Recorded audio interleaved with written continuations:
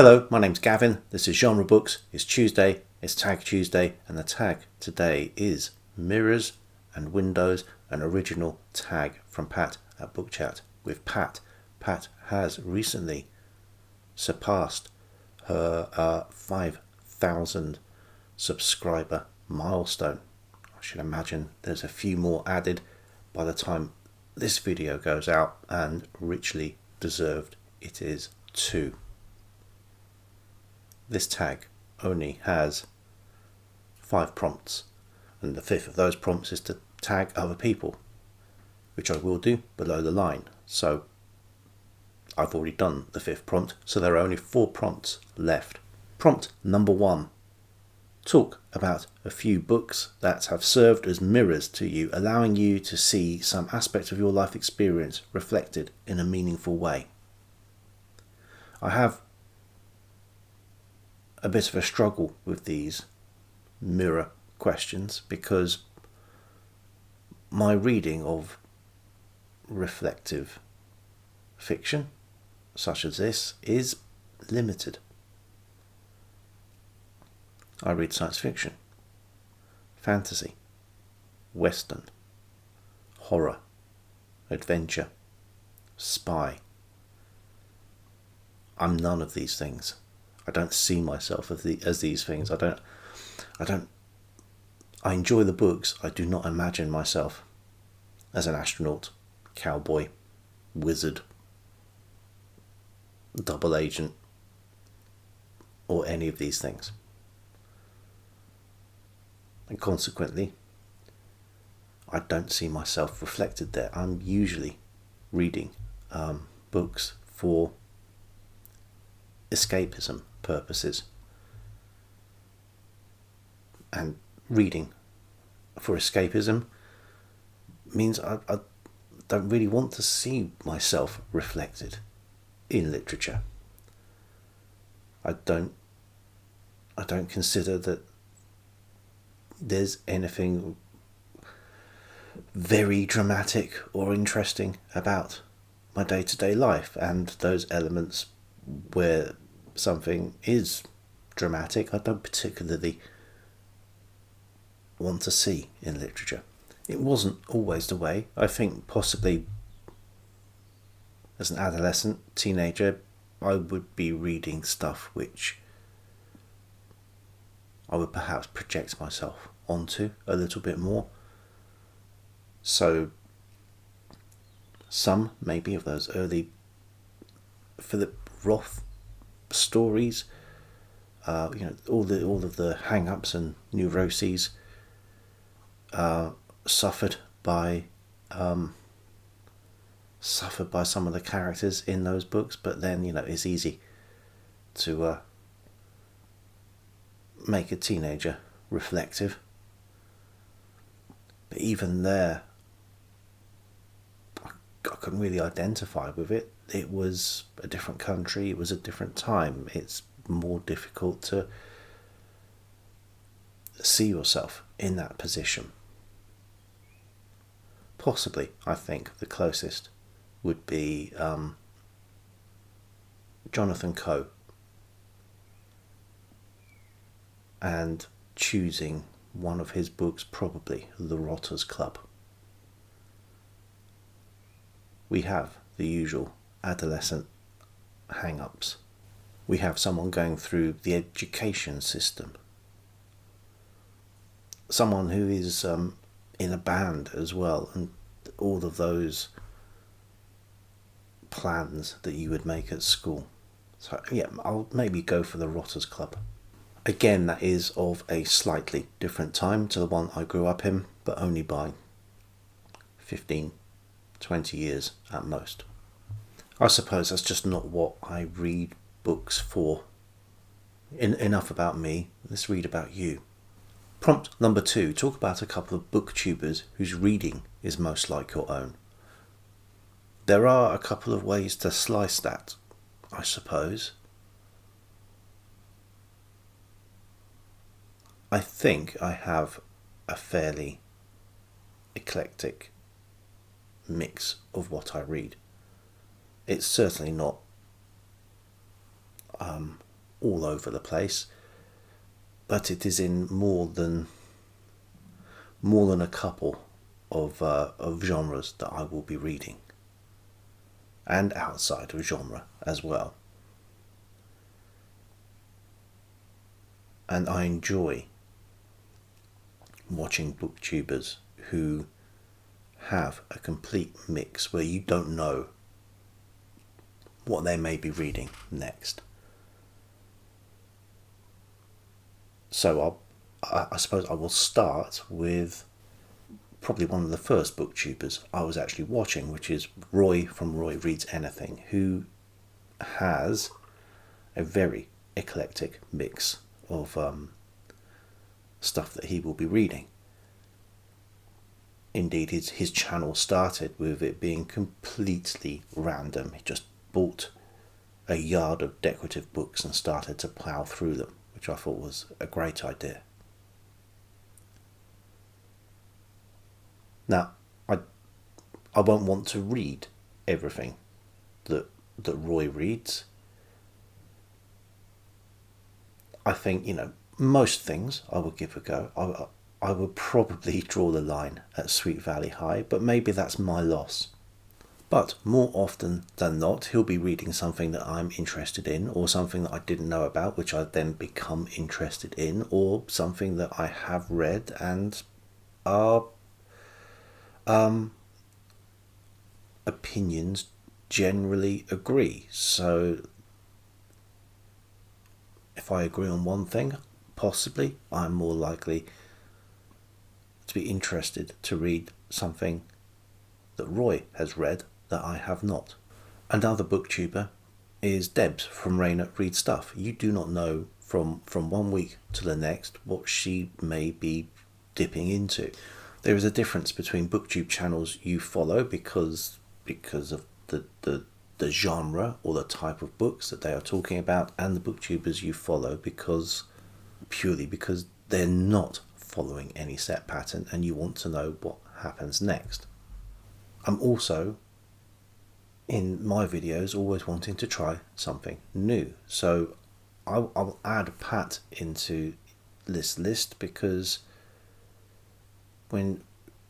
as she started her channel, she was getting into science fiction, and despite her protestations, I would say she now knows a lot more about science fiction than some of the science fiction specialist channels that you may see.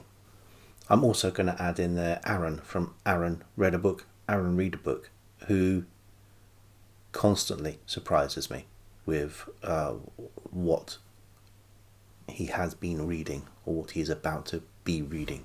Anyway, that kind of eclecticism and willingness to throw yourself into something that might be new to you is what I would aspire to.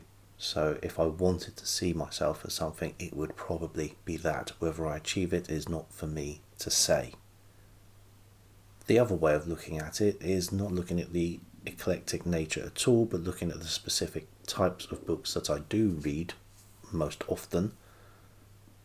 And then I would be looking at channels which, although not 100% dedicated to one genre, definitely have a bent towards one thing more than another. So for science fiction, I think probably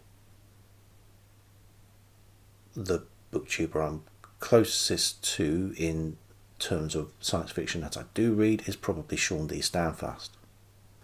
For fantasy, and he reads a lot more fantasy than I do, but I'm always finding new books by looking at Monty Adkins' channel. The prompt said just name a couple, and I'm at least half a dozen into my list now, so I suppose the answer is there are just a lot of booktubers. Prompt number 3.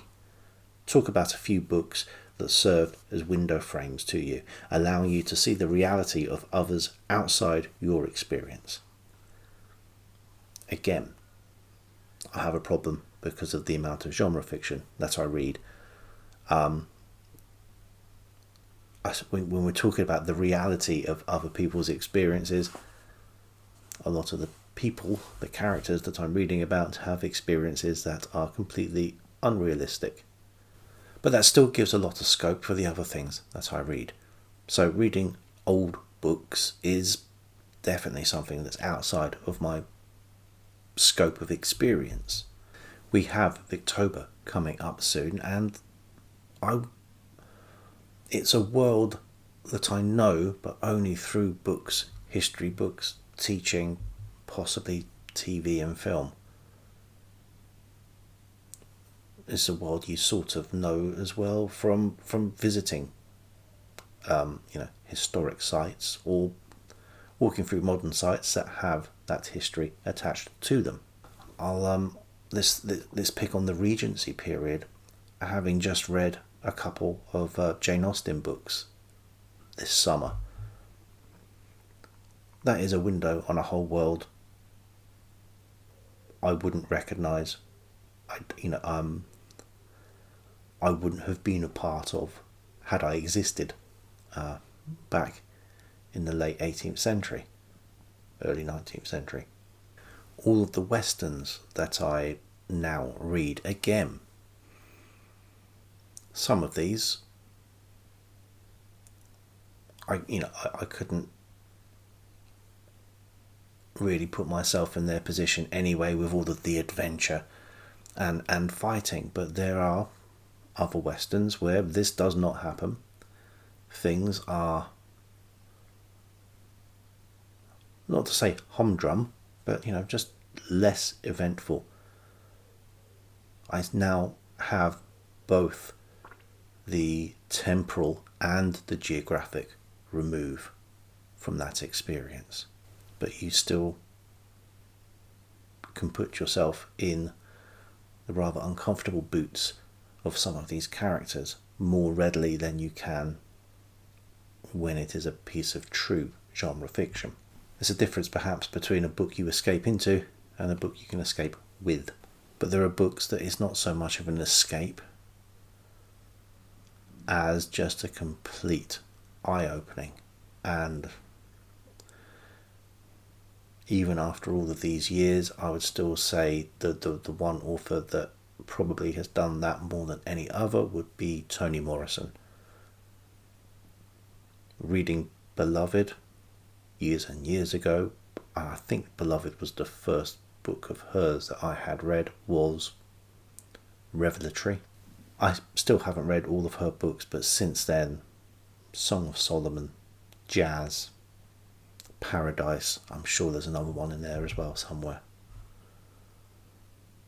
I'm sort of saving the rest of them for, just so I still have some. Prompt number 4. Talk about a couple of Booktube channels that have expanded your horizons, helped you explore books or genres outside your comfort zone, or challenged you in some way. Well, the challenge here is going to be keeping the list down, because there are so many Booktubers who,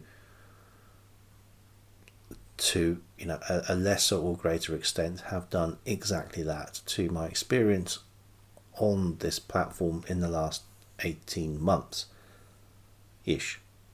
Probably the biggest change to my reading is the introduction of westerns into my reading. So Michael K. Vaughan was probably the punctum for this, and there are still not many people talking about westerns, but I see more the breadth of what western books can be through watching Greg's channel, Ghost Readers in the Sky. I think maybe the way to look at this is to look at the Booktube events, which they don't challenge you to read something, they're inviting you to read something, and then springing their surprise bingo cards on you, so the challenges do arrive. So the biggest challenges are probably the ones, the gauntlets thrown down by Criminoli. So the Read What You Own challenge was a big challenge. Garb August every year is a challenge or a permission slip to just go ahead and read some other things that possibly you wouldn't. And then there are the specific reading journeys you go on with other booktubers. Whether it's buddy reading, and I read a number of the Philip Jose Farmer Riverworld books this last year with Greg at another Bibliophile Reads. I also managed to not persevere with his group read of Remembrance of Things Past, but I will come back to that series, just perhaps not all at once. And I am still ploughing through the 1,000 Nights and One Night, so I'm reading that. It started off as a group. At the moment, it's just myself and James from Quaint and Curious Volumes. Anyone else who wants to hop on board can still do so. Please let me know. And if time was no object, there would be so many more booktubers added to this list as I delve deeper into other genres. So look at